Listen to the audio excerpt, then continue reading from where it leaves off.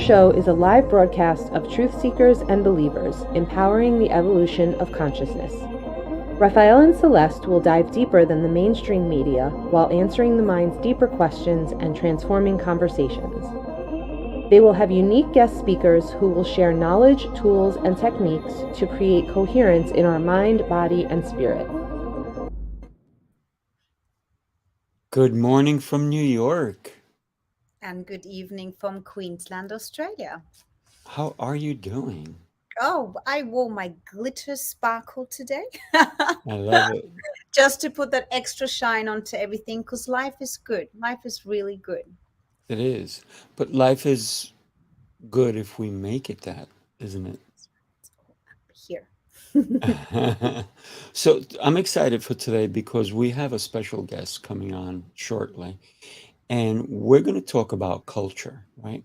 When we think about the world, there's so many different cultures, so many different ways that we can insult somebody, even because we may not understand their culture, right? So it's that understanding of culture, the way we even say hi to somebody, the way we say goodbye, the way we enter someone's home, all these, even in business, how we even greet someone in a business situation, all these different things we need to take into account wherever we are in the world, right?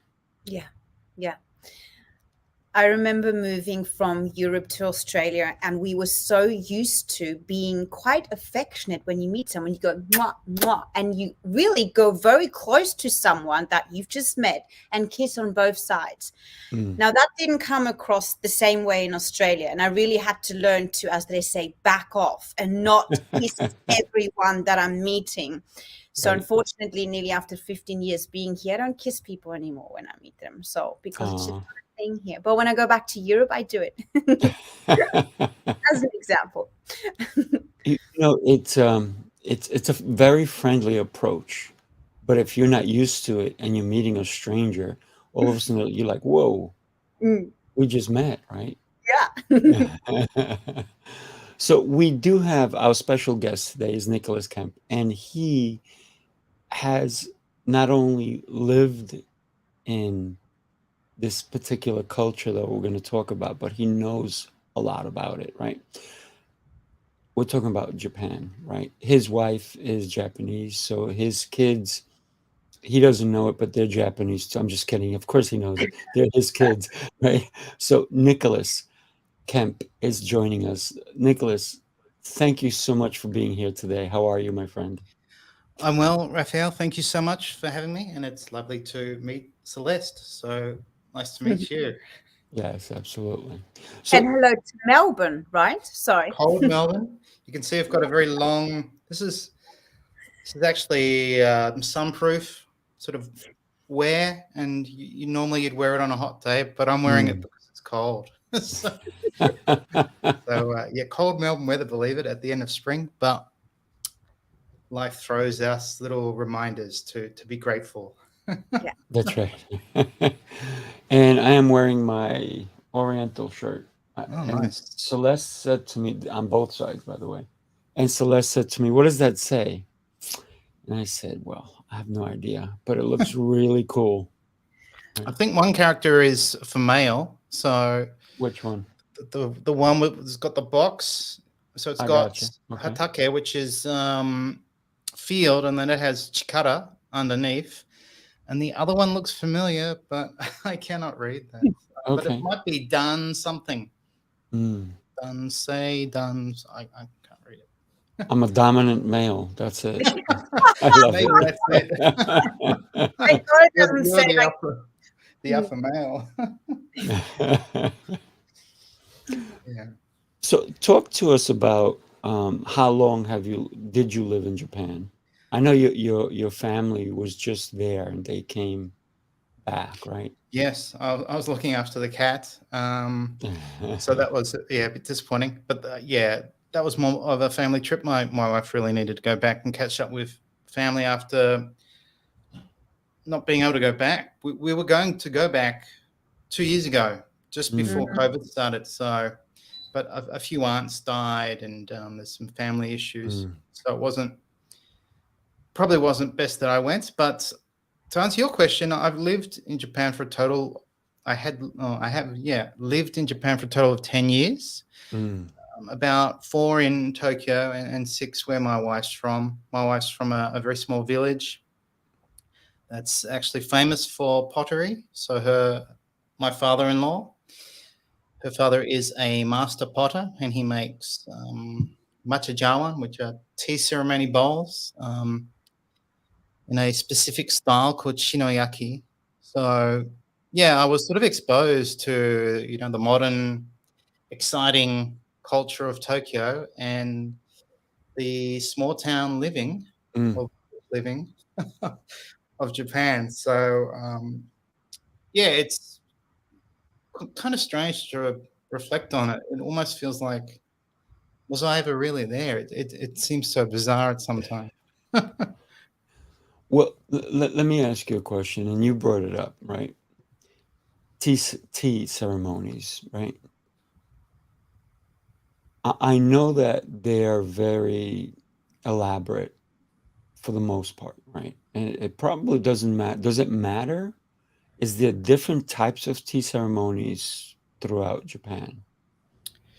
Well, I'm not really qualified to talk about tea ceremonies. What I do know, I Okay. did speak to on my podcast. I did speak to a master, I guess a qualified. What would you call them? A tea ceremony is called chado. So as you would know in martial arts, is do like judo or kyudo, so archery. So the way, and there is also, it's either called chado or sado. And so again, it is a art, and there's obviously set practices and certain ways to behave during a tea ceremony. The person I spoke to, he actually said tea ceremony is not an accurate translation. It's not really a ceremony. It's really just a host and a guest coming together to have quite a unique experience. I've done it only once at a friend's house. That was done fairly informally. What I can say, people practice tea ceremonies far less often. It's typical of a lot of Japanese culture, unfortunately, just with technology and change. Unfortunately, I guess young Japanese aren't interested in these practices. But I have seen documentaries where the process can last up to 4 hours in some cases. So there's certain type of ceremonies. Some ceremonies can actually include food, and it's very non-verbal. There are certain cues that both the guest and the host know.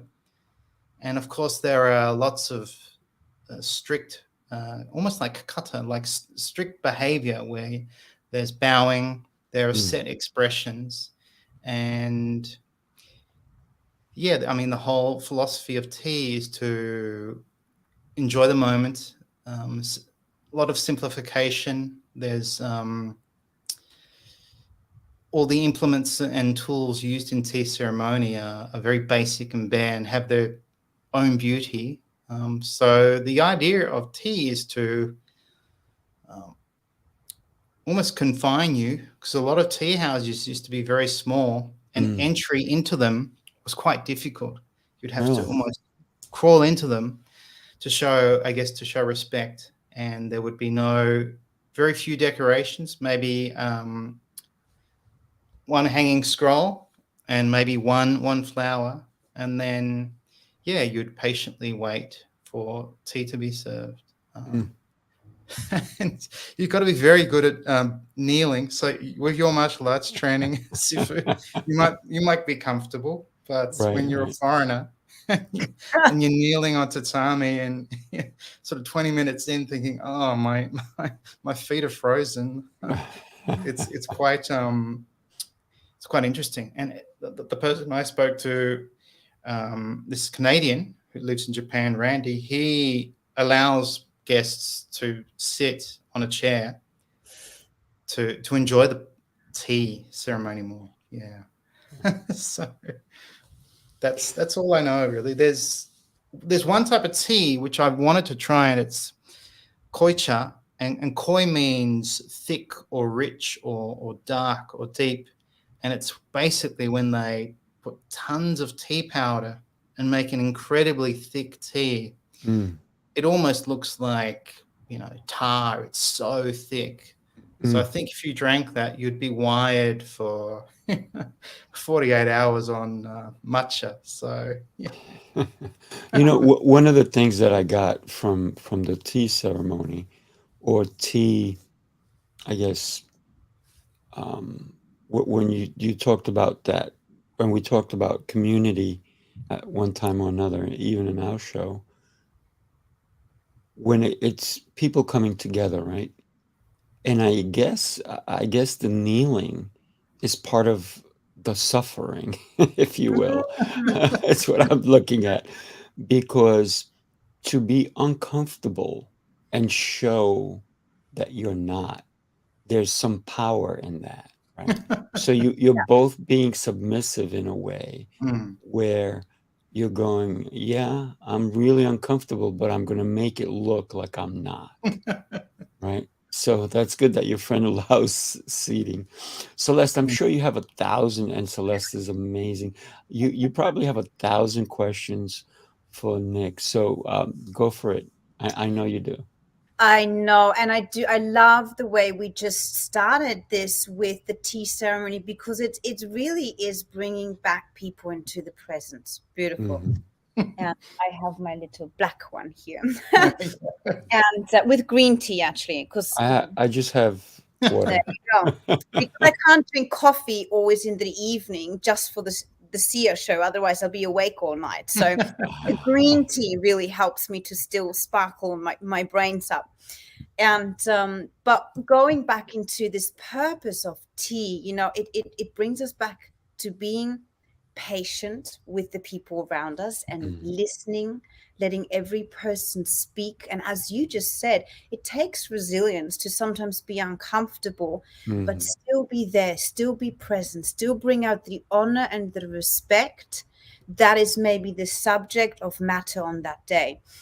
And we look at our society right now, iPhones, iPods. I mean, we're so busy. And when's the last time you've really sat down and just had a cup of tea without interfering?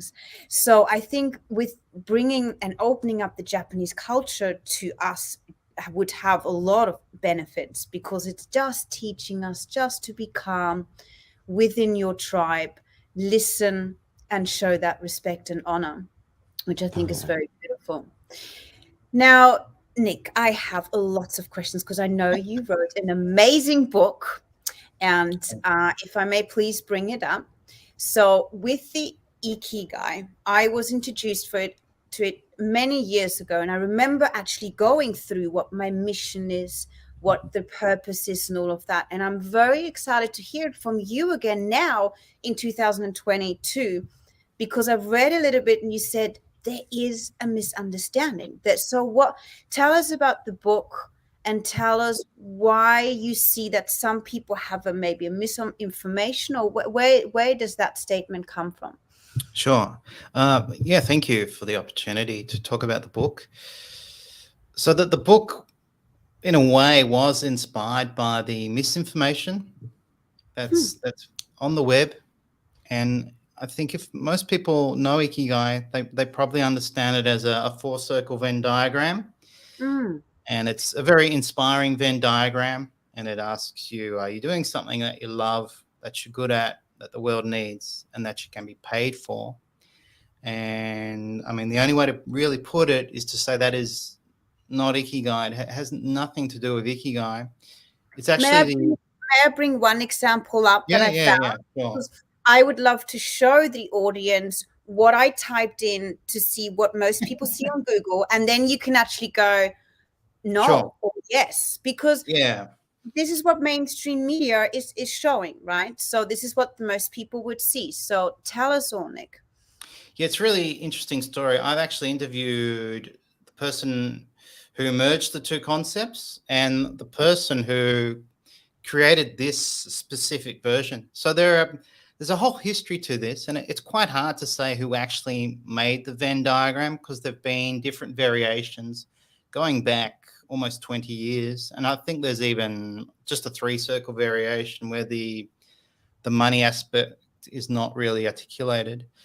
So basically what happened is this was floating around as the purpose Venn diagram. And if people Google purpose Venn diagram, they'll see the same Venn diagram with purpose in the middle. And then one day, a friend of mine happened to watch a TED talk on the blue zones. So the blue zones are those 5 areas famous for longevity. And one of those blue zones actually isn't a blue zone anymore, but was Okinawa. So where you have this high concentration of centenarians. And so Dan Buettner, who was is a National Geographic Fellow, and he's an expert on longevity, he went to all these blue zones, including Okinawa, to study, what are they doing, how are they living so long, etc., their lifestyle habits. Anyway, he gave this TED talk and briefly mentioned these 5 blue zones and said, in Okinawa, they grow their own vegetables. They largely eat a vegan diet. They're strong social bonds. They're always moving. And they have this word that imbues their life called ikigai. And it's the reason why you get up in the morning. So his speech was very inspiring.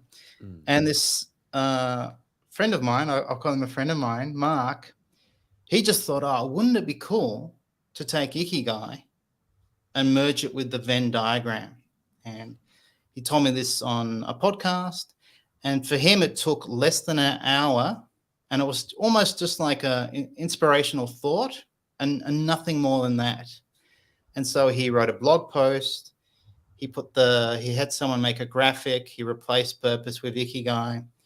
And it didn't get picked up straight away. I think it took maybe 6 months or a year, but then it went viral. And it's inspired, books, coaching programs, documentaries, and it's just factually incorrect. So for me, the story is interesting because when I went to Japan in 1998, I was on a lunch break and a Japanese coworker, casually asked me, Nick, what's your ikigai in Japanese? And at that time, I didn't know what the word meant. And so I was like, what's ikigai? And she gave me this very inspiring explanation. And it sort of involved purpose and the reason why you battle on through life. And I was like, wow, you have one word to articulate that? So I remember it being very inspiring. I could take you back to the spot where she asked me. I have this vivid memory of it. So 20 years later, when I saw the Venn diagram, I was like, I remember that word, but Japanese would never define any word like that. So and so that actually inspired me to eventually research it and dive back into learning Japanese and reading, and then I started speaking to researchers. So it usually is the starting point. Most people who know ikigai relate it to that Venn diagram. And the Venn diagram's inspiring and can be helpful. It's just not ikigai. So it's amazing what can happen from someone's creative idea.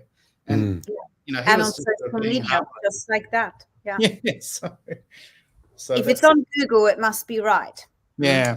Of course. Because that's why I wanted to show that picture as well, because if you type that in, that's the first patterns that come, which means most people would see that. Yeah. So with the book, can you tell us more then about what is in there and what they can discover?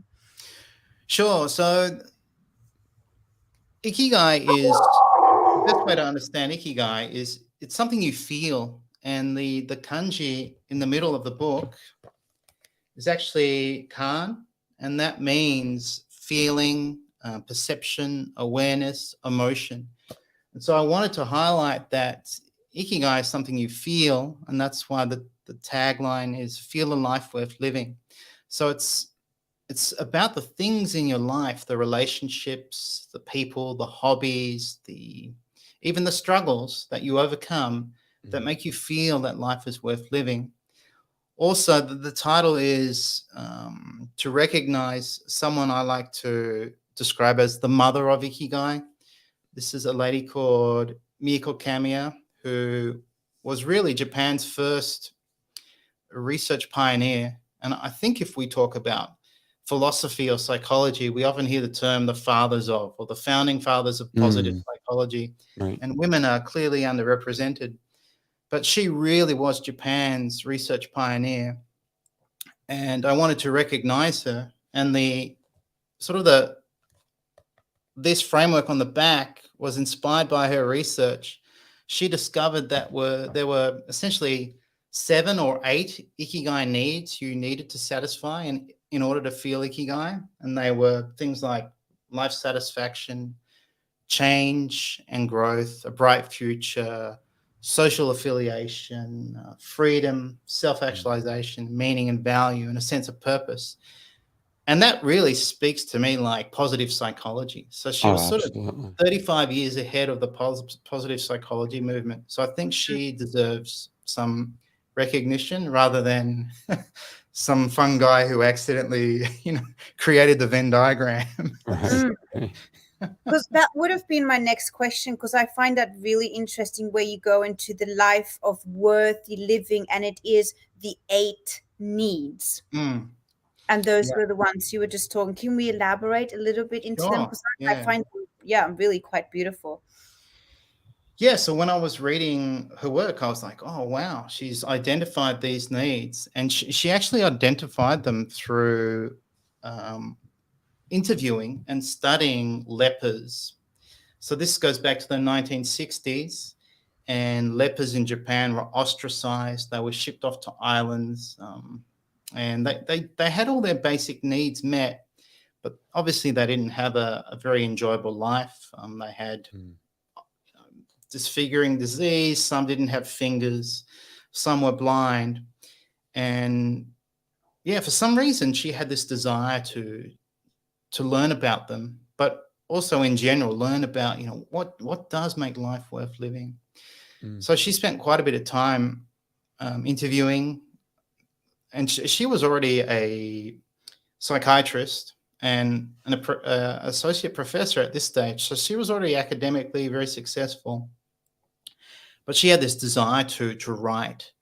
And part of interviewing these lepers was probably her long-term plan to write a book. But before she could do that, she needed to get full professorship and do a dissertation. So yeah, she found out there were these 7 ikigai needs, and also she stated that to feel ikigai at the highest level, you would need to have either a strong sense of purpose or a personal mission. So I kind of wrap it up as 8 ikigai needs. But yeah, I guess the fundamental need is life satisfaction. And this one's interesting because it kind of contrasts with happiness. And I think in our culture, we value, or we overvalue happiness almost as the be-all and end-all, to the point we're constantly thinking, oh, I should always be happy. And that's just not realistic. But life satisfaction, that's possible. I think every day we can be grateful and we can achieve some sort of life satisfaction. Just, again, like being present to what you have, whether it's a drink, a friendship, food, music, your hobbies. And she described it's the things in your life that make you feel that your life is moving forward, give you this sense of life satisfaction. And then that ties to the next ikigai need, which is change and growth. And so if you've got a friend who says, life's boring or I'm bored, encourage them to change, to embrace change, to learn something new and to grow. And she described boredom as just a poor, not a mental health state, but just a poor mental state where you're stagnant. And we know the world is ephemeral. We know everything constantly changes. So we should embrace change and as a result grow. And then tied to that, they all seem to tie together, but tied to that and her significant contribution to defining Ikigai was also this idea of a bright future. So even if we're struggling with life now, I mean, for example, the last 2 years, for a lot of people, it's been a real struggle. We've been confined to our homes. We haven't been able to travel, connect with people.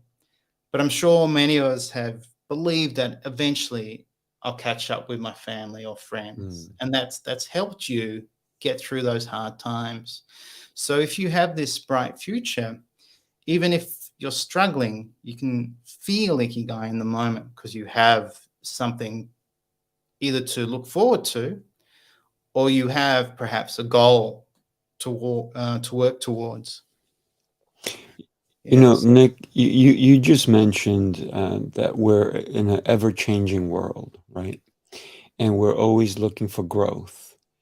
And it made me think of something you even said earlier about the young people, how they're not even doing tea ceremonies anymore, right? And I know you said it's saying ceremony is not necessarily the correct way, but I think that's the best way we know how. Yeah, right? yeah.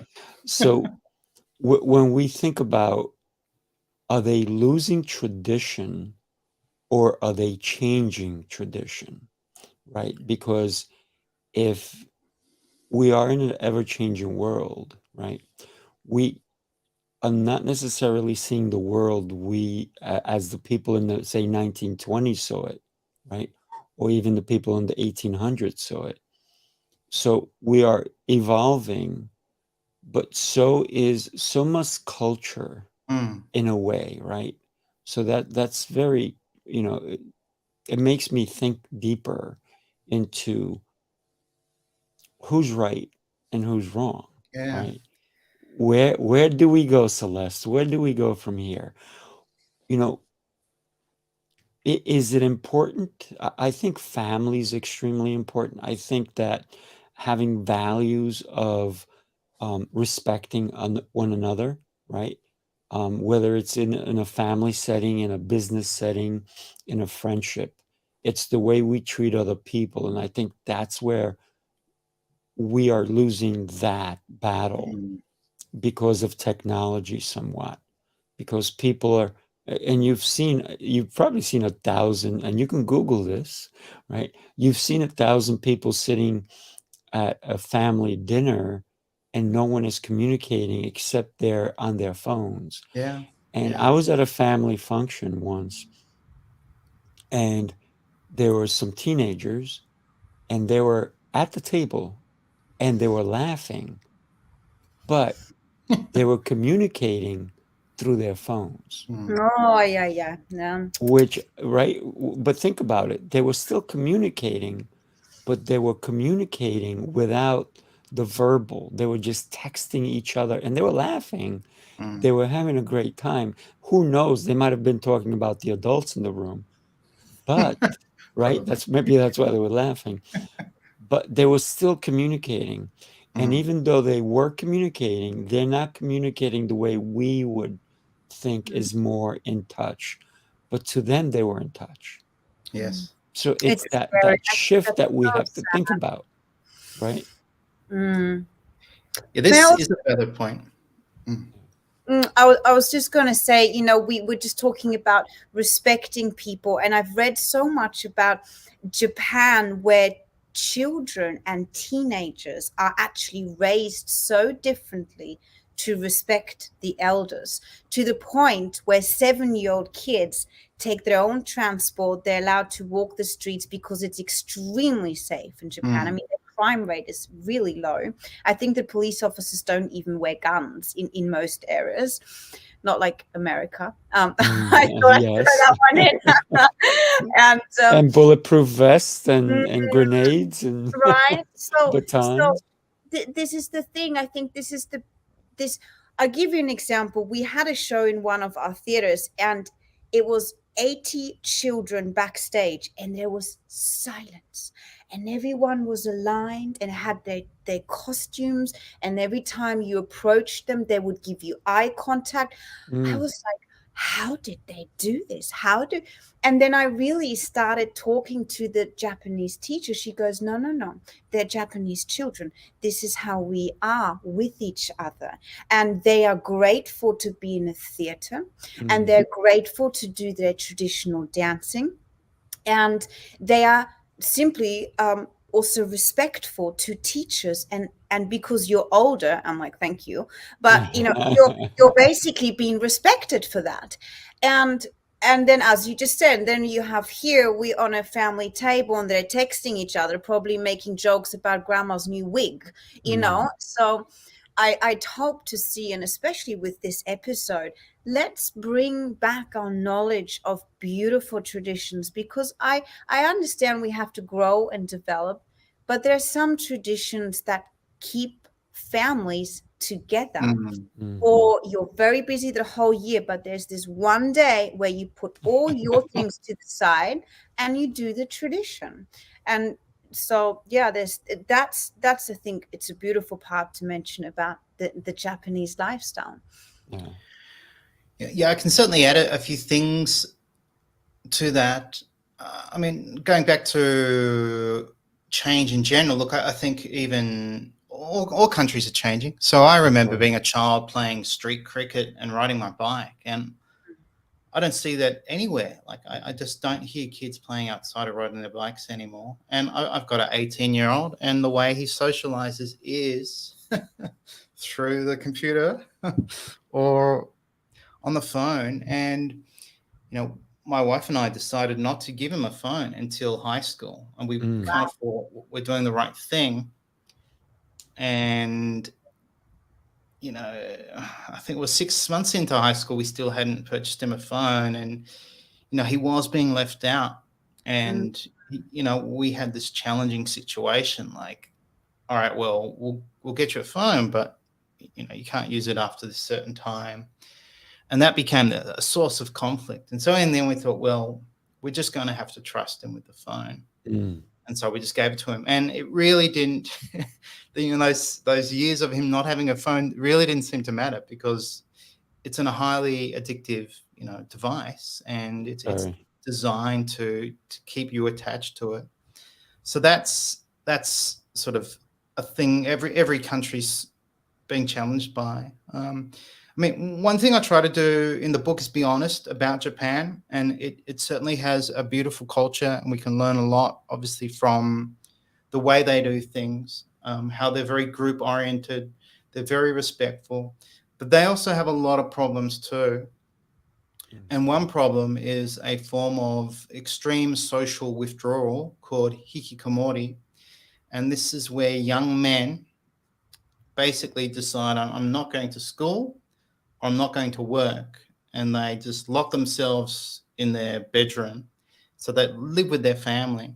This has been going on since the 80s, and you have cases where men have stayed basically inside their bedroom for 10, 20 years and don't have any participation in society.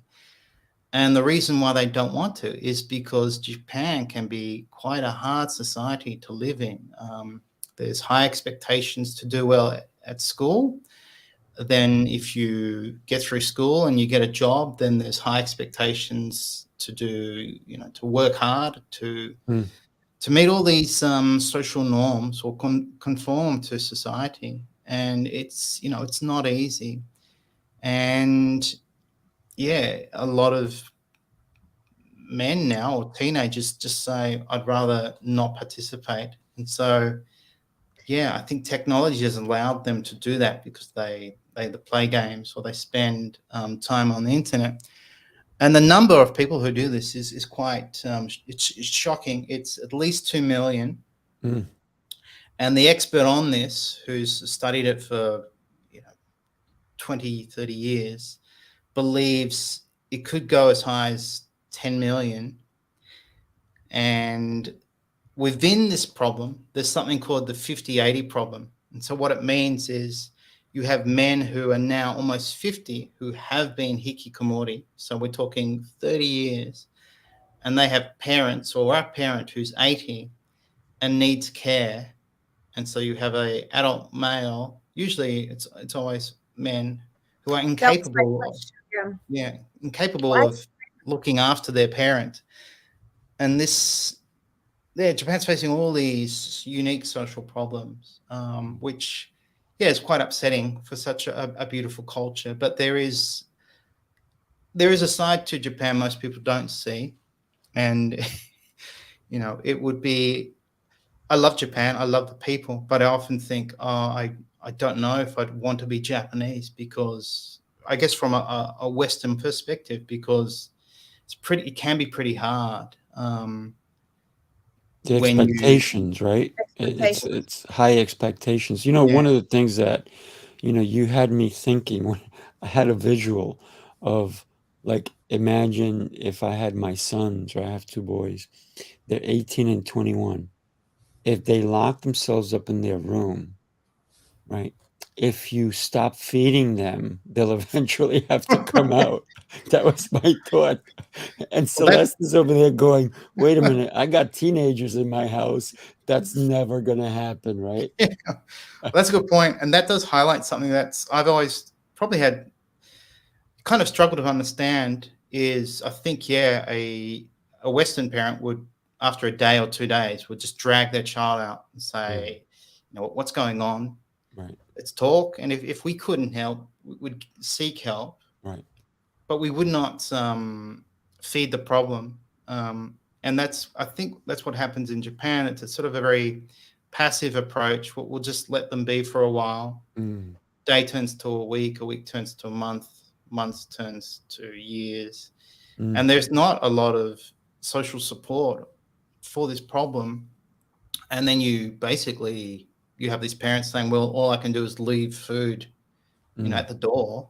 Right. And you hear these shocking stories, like a mother says, I hadn't seen him for years, and when I did, he had long hair, and I know he's okay because I can hear him moving up, Wow. in his bedroom.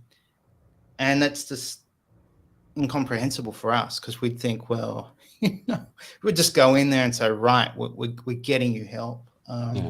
So that's a big cultural difference.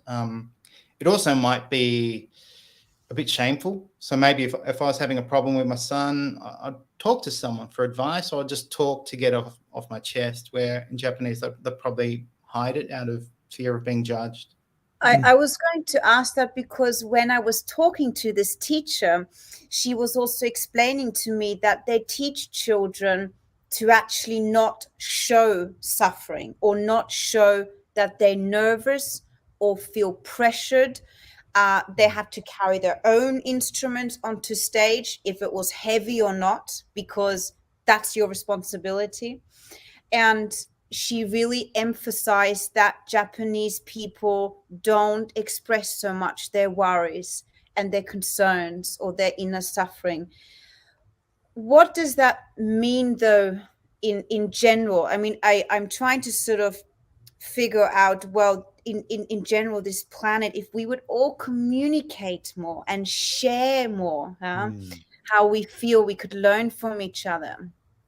That's a good point. And there is a social dynamic in Japan where children are encouraged not to cause trouble or not to be a burden. And that can be helpful for backstage, but not for life. It's very helpful in a group culture where the idea is everyone to be in harmony, and to sort of fit in. And there is a word I remember learning and one day hearing in a context that really shocked me. So there's an expression called meiwaku kakenaide. Meiwaku means trouble or inconvenience, and kakeru means to cause. So kakenaide is the negative sort of command form, meaning don't cause trouble. And I remember my son was born in Japan, and he spent his first year of education was there, the equivalent of kinder, and he was adorable. I mean, look at him. This is when he went to school in Australia, but imagine him a few years younger. He was just so adorable. So I'd be holding his little hands and giving him hugs and have a good day today, buddy. And just so hard to say goodbye every day because he's just so adorable. And then I remember one day I'm sort of doing my routine of saying goodbye, and I noticed, all the kids were in line, and then I noticed this father was sort of standing next to me smoking a cigarette, and he looked down at his daughter and just said, "Mewa kukake nai de," as a parting greeting, or not a greeting, but his parting words were, "Don't cause trouble today." And I was quite shocked because I never really heard it in that context. And I wanted to kind of slap the cigarette out of his hand and say, what are you talking? What are you saying? That's your beautiful daughter. Right. But in that context, it probably would translate to, be good today. It just sounds, rough. Yeah. And maybe he was being a bit rough. So from a very young age, Japanese children are told don't cause trouble, fit in, be good. And that idea of not showing emotion.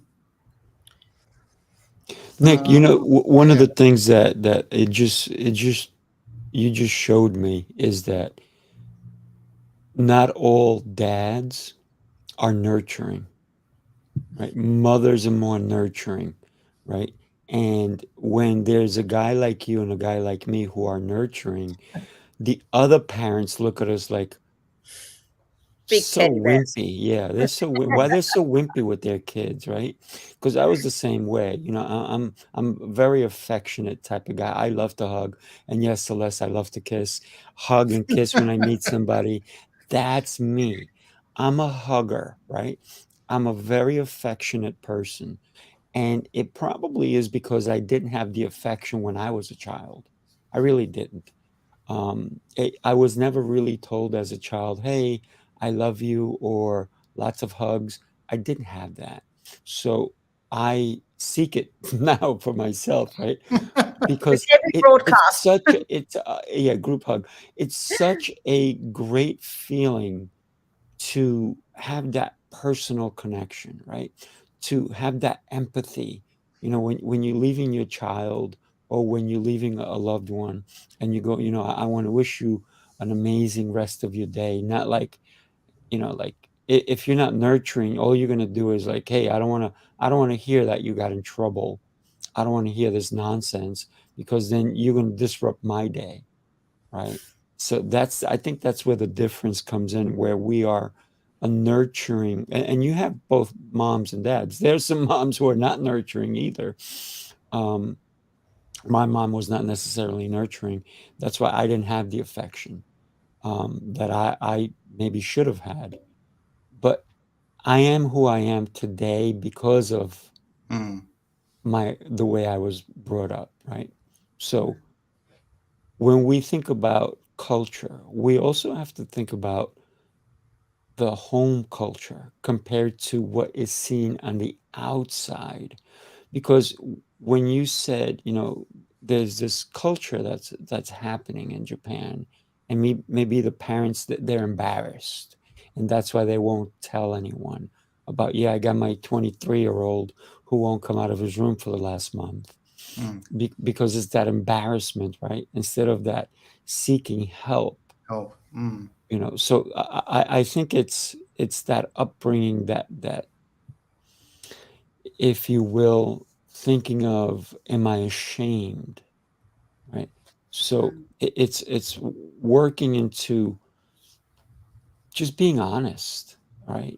With not only ourselves but with society, because a lot of us, wear a different facade when we go somewhere else, right?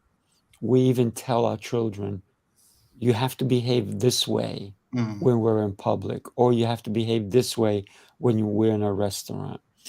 When I used to take my kids out to a restaurant, I felt, me personally, this is just me, right?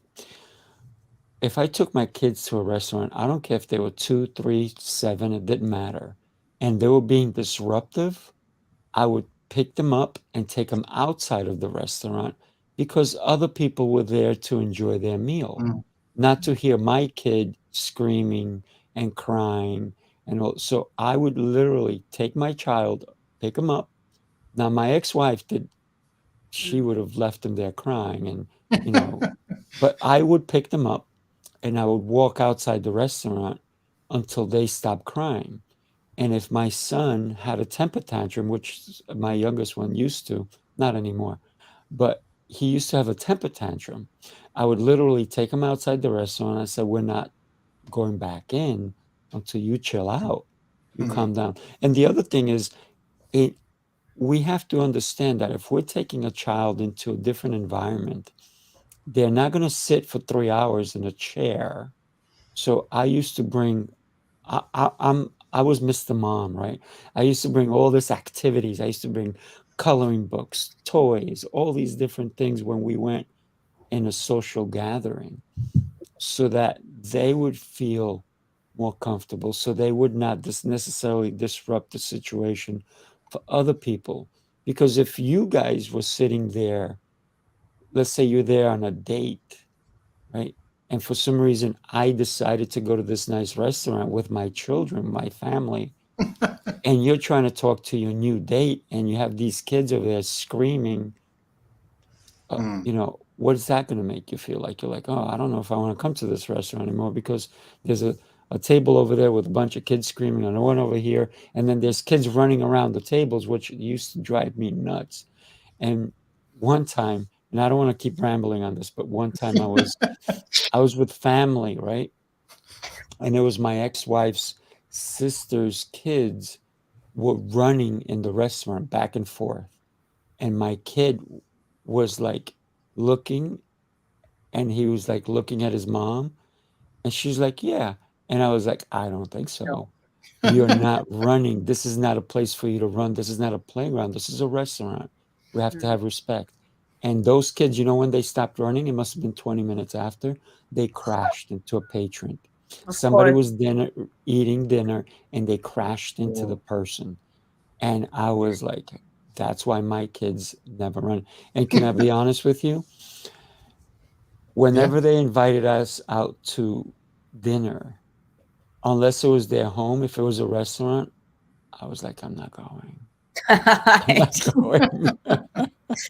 But on a very positive note, then when you grow up in Japan, you then actually see adults who are very disciplined, usually Yes. very educated and well behaved, not just because they're adults, but because they know when to unpack the mannerisms and their body language and their words and everything from what subjects to speak about with other people.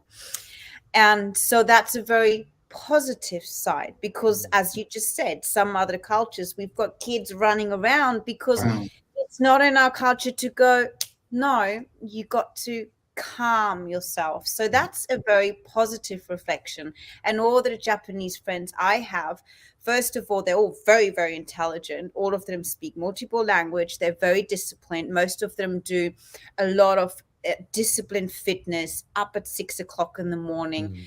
And I do really appreciate a lot of their attitudes. As you said, they have a purpose to wake up in the morning, and they're very into, this is my goal, this is my mission, this is my purpose, this is why I'm alive.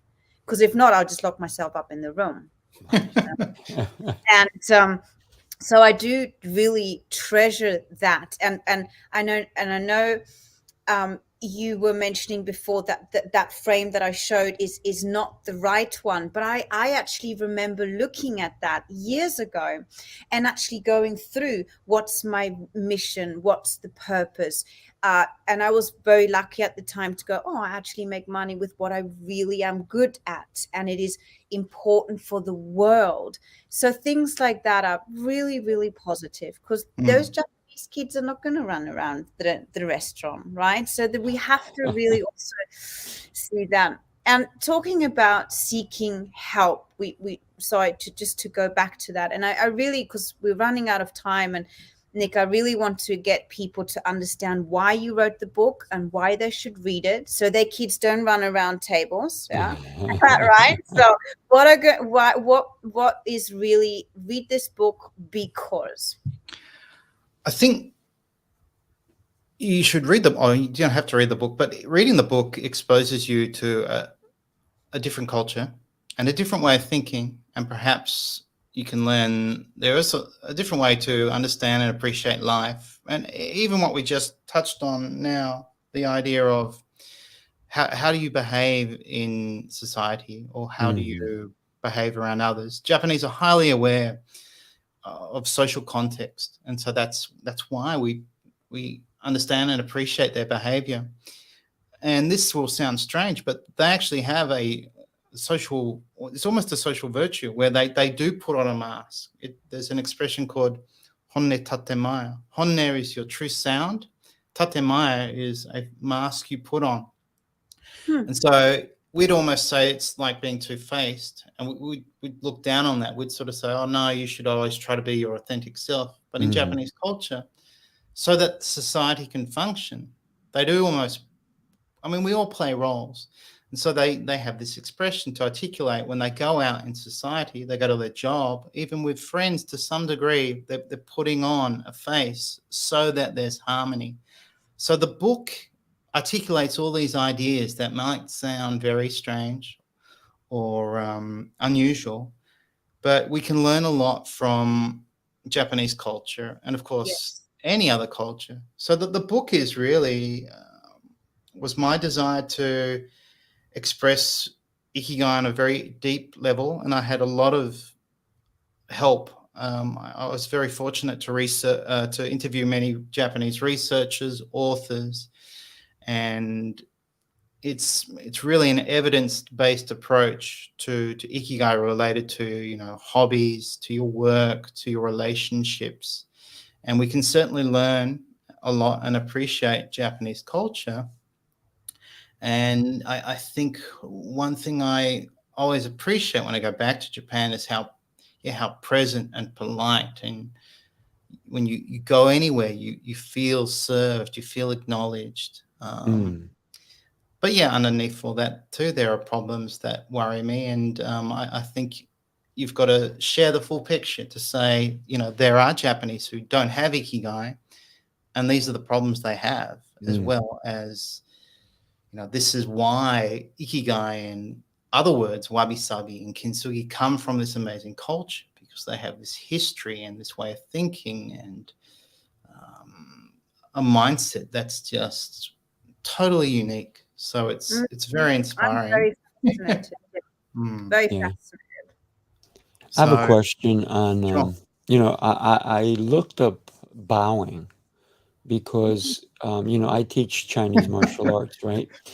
And for us, we bow at the beginning of every class and we bow at the end, right?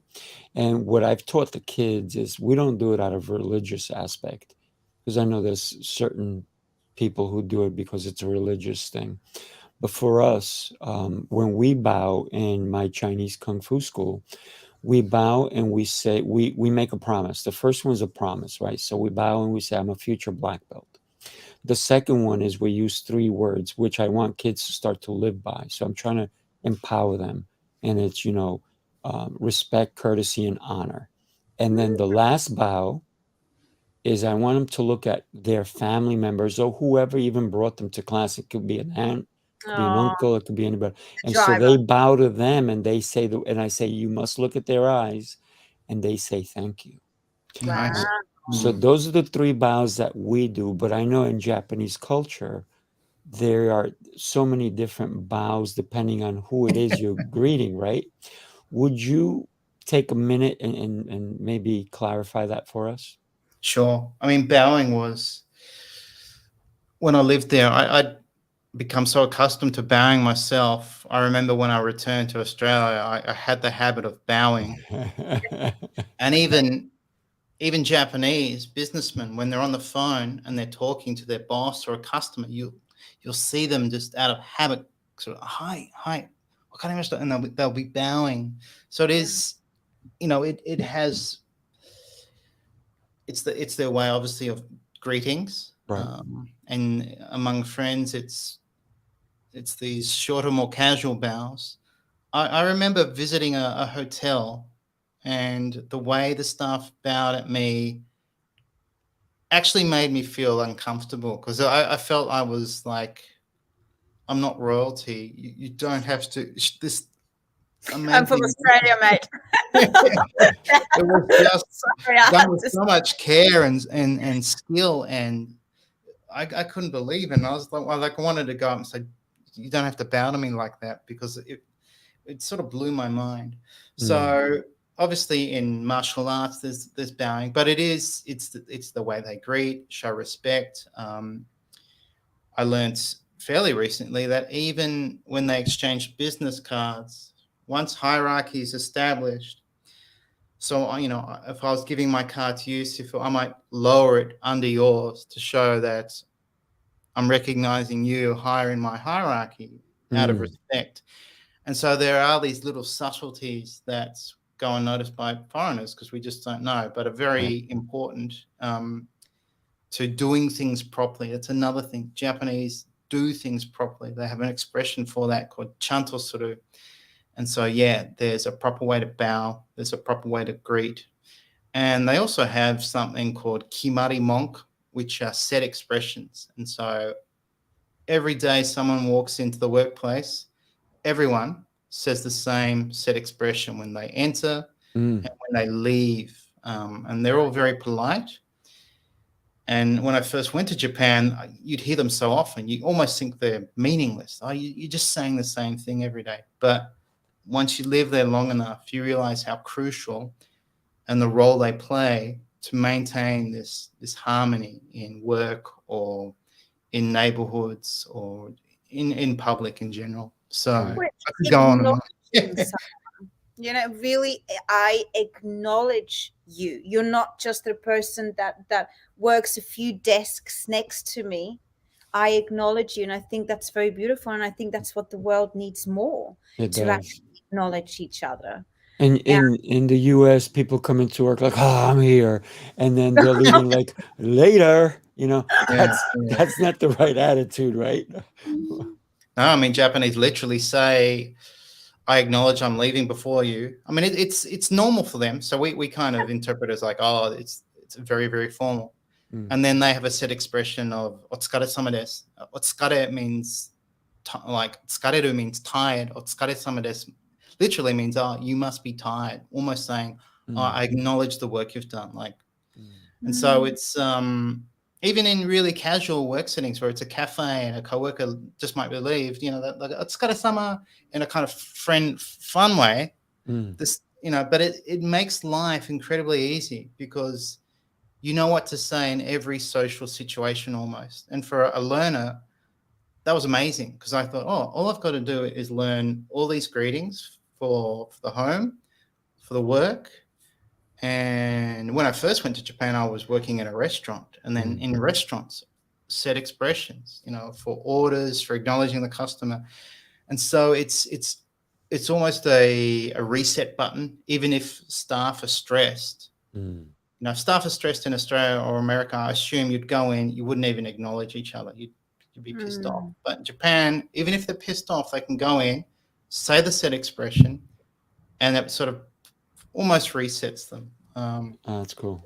So fresh attitude, fresh experience, fresh new day, fresh intentions, positivity. Let's start this together again today. Harmony and harmony. Yeah. I think that's great.